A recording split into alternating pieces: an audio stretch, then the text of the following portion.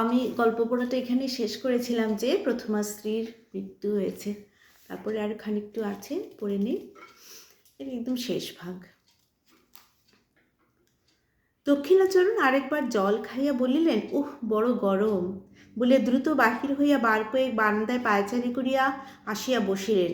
বেশ বোঝা গেল তিনি বলিতে চাহেন না, কিন্তু আমি যেন জাদু করিয়া তাহার নিকট হইতে কথা কাড়িয়া লইতেছি। আবার আরম্ভ করিলেন, মনোরমাকে বিবাহ করিয়া দেশে ফিরিলাম। মনোরমা তাহার পিতার সম্মতিক্রমে আমাকে বিবাহ করিল। কিন্তু আমি যখন তাহাকে আদরের কথা বলিতাম, প্রেমালাপ করিয়া তাহার হৃদয় অধিকার করিবার চেষ্টা করিতাম, সে হাসিত না, গম্ভীর হইয়া যাইত। তাহার মনের কোথায় কোনখানে কি খটকা লাগিয়া গিয়াছিল আমি কেমন করিয়া বুঝিব? এই সময় একদিন প্রথম শরতের সন্ধ্যায় মনোরমাকে লইয়া আমাদের বরানগরের বাগানে বেড়াইতেছি। ছমছম অন্ধকার হয়ে আসিয়াছে। পাখিদের বাসায় ডানা ঝাড়িবার শব্দটুকুও নাই। কেবল বেড়াইবার পথের দুই ধারে ঘন ছায়াবৃত ঝাউ গাছ বাতাসে সশব্দে কাঁপিতেছিল। শ্রান্ত বোধ করিতেই মনোরমা সেই বকুলতলার শুভ্র পাথরের বেদির উপর আসিয়া নিজের দুই বাহুর উপর মাথা রাখিয়া শয়ন করিল। আমিও কাছে আসিয়া বসিলাম। এমন সময় অন্ধকার ঝাউগাছের শিখর দেশে যেন আগুন ধরিয়া উঠিল। তাহার পরে কৃষ্ণপক্ষের জীর্ণ প্রান্ত হলুদ বর্ণ চাঁদ ধীরে ধীরে গাছের মাথার উপরকার আকাশে আরোহণ করিল।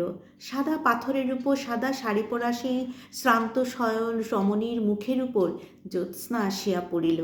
আমি আর থাকিতে পারিলাম না। কাছে আসিয়া দুই হাতে তাহার হাতটি তুলিয়া ধরিয়া বলিলাম, মনোরমা, তুমি আমাকে বিশ্বাস করো না, কিন্তু তোমাকে আমি ভালোবাসি। তোমাকে আমি কোনো কালেই ভুলিতে পারিব না। মনে আছে তো না কথাটা? তিনি আগেও বলতেন যে তোমাকে কোনো কালে ভুলিতে পারিব না। কথাটা বলিবা মাত্র চমকিয়া উঠিলাম। মনে পড়িল ঠিক এই কথাটা আরেকদিন আরও কাহাকেও বলিয়াছি, এবং সেই মুহূর্তেই বকুল গাছের শাখার উপর দিয়া, ঝাউ গাছের মাথার উপর দিয়া, কৃষ্ণপক্ষের পীতবর্ণ ভাঙা চাঁদের নিচ দিয়া, গঙ্গার পূর্ব পার হইতে গঙ্গার সুদূর পশ্চিম পার পর্যন্ত হা হা হা হা হা হা হা হা করিয়া অতি দ্রুত বেগে একটা হাসি বহিয়া গেল। সেটা মর্মভেদী হাসি কি অভ্রভেদী হাহাকার বলিতে পারি না। আমি তদ্দণ্ডে পাথরের বেদির উপর হইতে উচ্ছিত হইয়া নিচে পড়িয়া গেলাম। মূর্ছাভঙ্গে দেখিলাম আমার ঘরে বিছানায় শুইয়া আছি। স্ত্রী জিজ্ঞাসা করিলেন, তোমার হঠাৎ এমন হইল কেন? আমি কাঁপিয়া উঠে বলিলাম, শুনিতে পাও নাই? সমস্ত আকাশ ভরিয়া হা হা করিয়া একটা হাসি বহিয়া গেল। স্ত্রী হাসিয়া কহিলেন, সে বুঝি হাসি? সার বাঁধিয়া দীর্ঘ এক ঝাঁক পাখি উড়িয়া গেল, তাহাদেরই পাখার শব্দ শুনিয়াছিলাম। তুমি এত অল্পেই ভয় পাও। অবশেষে এমন হইল, সন্ধ্যার পর মনোরমার সহিত একটা কথা বলিতে আমার সাহস হইত না। একদিন আমরা দুইজনে বেড়াইতে বেড়াইতে বহু দূরে চলিয়া গেলাম। সূর্যাস্তের স্বর্ণ ছায়া মিলাইয়া যাইতে শুক্লপক্ষের নির্মল চন্দ্রালোক দেখিতে দেখিতেই ফুটিয়া উঠিল।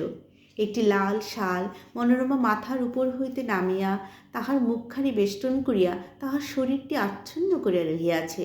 নিস্তব্ধতা যখন নিবিড় হইয়া আসিল, কেবল একটি সীমাহীন দিশাহীন শুভ্রতা এবং শূন্যতা ছাড়া যখন আর কিছুই রহিল না, তখন মনোরমা ধীরে ধীরে হাতটি বাহির করিয়া আমার হাত চাপিয়া ধরিল। অত্যন্ত কাছে আসিয়া সেই জন্য তাহার সমস্ত শরীর, মন, জীবন, যৌবন আমার উপর বিন্যস্ত করিয়া নিতান্ত নির্ভর করিয়া দাঁড়াইল। পুলকিত উদ্বেলিত হৃদয়ে মনে করিলাম, ঘরের মধ্যে কি যথেষ্ট ভালোবাসা যায়? তখন মনে হইল আমাদের ঘর নাই, দ্বার নাই, কোথাও ফিরিবার নাই। এমনি করিয়া হাতে হাত ধরিয়া গম্যহীন পথে উদ্দেশ্যহীন ভ্রমণে চন্দ্রালিখিত শূন্যতার উপর দিয়া অবারিতভাবে চলিয়া যাইব। সেই মরুবালিকা বেষ্টিত নিস্তরঙ্গ নিশ্চল জলটুকুর উপরে একটি সুদীর্ঘ জ্যোৎস্নার রেখা মূর্ছিতভাবে পড়িয়া আছে। সেই জায়গাটিতে আসিয়া আমরা দুইজনে দাঁড়াইলাম। মনোরমা কি ভাবিয়া আমার মুখের দিকে চাহিল। তাহার মাথার উপর হইতে শালটা হঠাৎ খসিয়া পড়িল। আমি তাহার সেই জ্যোৎস্না বিকশিত মুখখানি তুলিয়া ধরিয়া চুম্বন করিলাম। এমন সময়ে সেই জনমানব শূন্য নিঃসঙ্গ মরুভূমির মধ্যে গম্ভীর স্বরেকে 3বার বলিয়া উঠিল, ওকে ওকে ওকে। আমি চমকিয়া উঠিলাম, আমার স্ত্রীও কাঁপিয়া উঠিলেন। পরক্ষণে আমরা দুজনেই বুঝিলাম এই শব্দ মানসিক নহে, অমানসিকও নহে, চর বিহারী জলচর পাখির ডাক। হঠাৎ এত রাত্রে তাহাদের নিরাপদ নিভৃত নিবাসের কাছে লোক সমাগম দেখিয়া চকিত হইয়া উঠিয়াছে। সে ভয়ের চমক খাইয়া আমরা দুজনেই তাড়াতাড়ি বোটে ফিরিলাম। রাত্রি বিছানায় আসিয়া শুইলাম। শ্রান্ত শরীরে মনোরমা অবিলম্বে ঘুমাইয়া পড়িল। তখন অন্ধকারে কে একজন আমার মশারির কাছে দাঁড়াইয়া মনোরমার দিকে একটিমাত্র দীর্ঘ শীর্ণ অস্থিসার অঙ্গুলি নির্দেশ করিয়া যেন আমার কানে কানে অত্যন্ত চুপি চুপি অস্ফুষ্ট কণ্ঠে কেবলই জিজ্ঞাসা করিতে লাগিল, ও কে, ও কে, ও কে গো। তাড়াতাড়ি উঠিয়া দেশলাই জ্বালাইয়া বাতি ধরিলাম। সেই মুহূর্তেই ছায়ামূর্তি মিলাইয়া গেল। আমার মশারি কাঁপাইয়া বোট দুলাইয়া আমার সমস্ত ঘর্মাক্ত শরীরে রক্তহীন করিয়া দিয়া হা হা হা হা হা হা করিয়া একটি হাসি অন্ধকার রাত্রির ভিতর দিয়া বহিয়া চলিয়া গেল।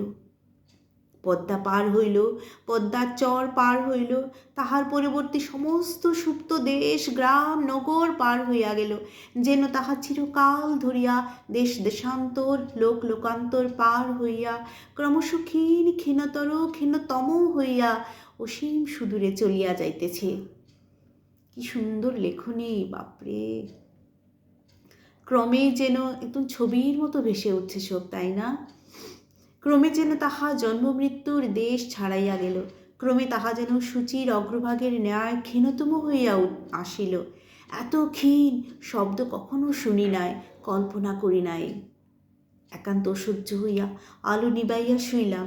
অমনি আমরা মশারির পাশে আমার কানের কাছে অন্ধকারে আবার সে অবরুদ্ধ স্বর বলিয়া উঠিল, ওকে ওকে ওকে গো।